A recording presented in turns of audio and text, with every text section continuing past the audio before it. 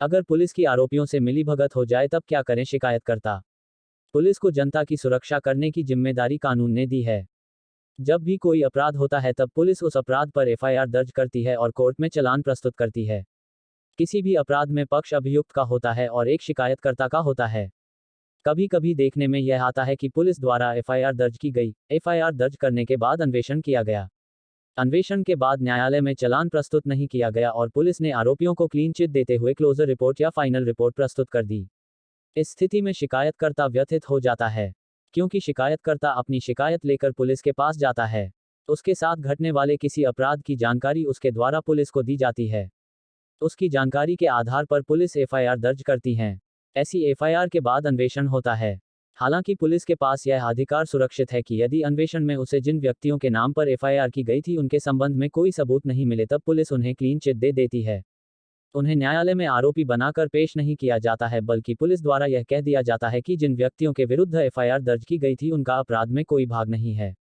ऐसे कोई सबूत प्राप्त नहीं हुए जिससे उन पर दंड प्रक्रिया संहिता की धारा 173(3) अंतर्गत चालान पेश किया जा सके। कभी कभी आरोपियों के नहीं मिलने पर भी पुलिस क्लोजर रिपोर्ट प्रस्तुत कर देती है। कानून ने इस स्थिति में शिकायतकर्ता को कुछ अधिकार दिए हैं। शिकायतकर्ता अपनी ओर से कुछ ऐसे कानूनी कदम उठा सकता है जिससे जिन व्यक्तियों पर एफआईआर की गई है उन पर मुकदमा चलाया जा सके। Protest petition. प्रोटेस्ट पेटिशन एक प्रकार की विरोध याचिका है जिसमें शिकायतकर्ता अपना विरोध दर्ज करता है। दंड प्रक्रिया संहिता ने एक मजिस्ट्रेट को पुलिस से अधिक शक्तिशाली बनाया है। संहिता में कुछ ऐसे प्रावधान किए गए हैं जहां पर पुलिस की मनमर्जी चल पाना मुश्किल होती है। अगर कोई शिकायतकर्ता व्यथित है तब जिस न्यायालय में पुलिस ने अपनी क्लोजर या फाइनल रिपोर्ट प्रस्तुत की है उसी न्यायालय में शिकायतकर्ता प्रोटेस्ट पेटिशन लगा सकता है।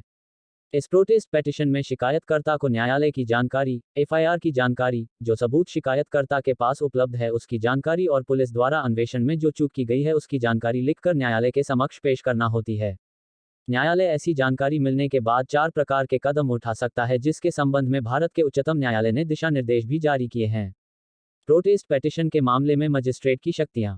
अगर किसी मामले में पुलिस द्वारा क्लोजर रिपोर्ट प्रस्तुत की जाती है, फिर शिकायतकर्ता द्वारा प्रोटेस्ट पेटिशन दाखिल की जाती है, ऐसी स्थिति में एक मजिस्ट्रेट के पास में कुछ शक्तियां होती हैं। शिकायतकर्ता को नोटिस। अगर पुलिस क्लोजर रिपोर्ट प्रस्तुत करती है तब शिकायतकर्ता को मजिस्ट्रेट द्वारा एक नोटिस जारी किया जाता है। इस नोटिस में इस बात का उल्लेख होता है कि जिस प्रकरण की आपके द्वारा एफआईआर दर्ज की गई है उस प्रकरण में पुलिस को कोई सबूत नहीं मिले हैं। जिन लोगों के नाम पर एफआईआर दर्ज की गई थी उन लोगों को मामले में आरोपी नहीं बनाया जा रहा है। यदि आपको इस बात पर कोई आपत्ति हो तो न्यायालय में प्रस्तुत होकर अपनी आपत्ति रखें। अगर शिकायतकर्ता को किसी प्रकार से कोई आपत्ति नहीं है तब मजिस्ट्रेट ऐसी क्लोजर रिपोर्ट को स्वीकार कर लेता है और अपना आदेश पारित कर देता है। लेकिन शिकायतकर्ता अपनी ओर से कोई आपत्ति प्रस्तुत करता है तब मजिस्ट्रेट के पास दूसरी भी शक्तियां हैं। दंड प्रक्रिया संहिता की धारा 190 के अधीन संज्ञान। शिकायतकर्ता द्वारा प्रोटेस्ट पेटिशन दाखिल करने पर मजिस्ट्रेट मामले में संज्ञान लेता है। धारा 190 के अधीन मजिस्ट्रेट संज्ञान लेकर आरोपियों के विरुद्ध वारंट जारी कर देता है।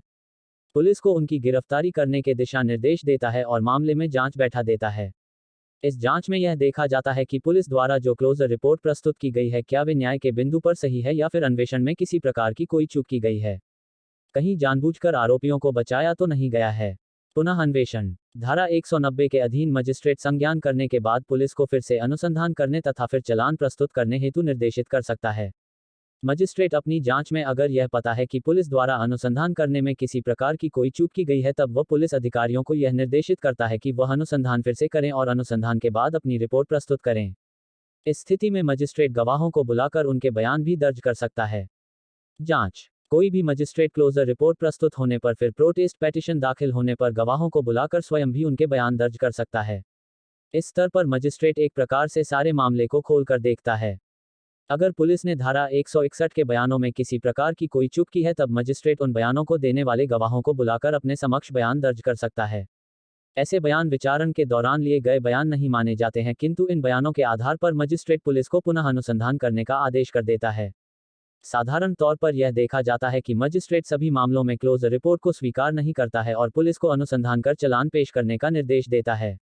अनेक मामले ऐसे भी होते हैं जहां पर झूठी एफआईआर दर्ज करवाई जाती है, वहां मजिस्ट्रेट मामले की परिस्थितियों को देखकर क्लोजर रिपोर्ट स्वीकार भी कर लेता है।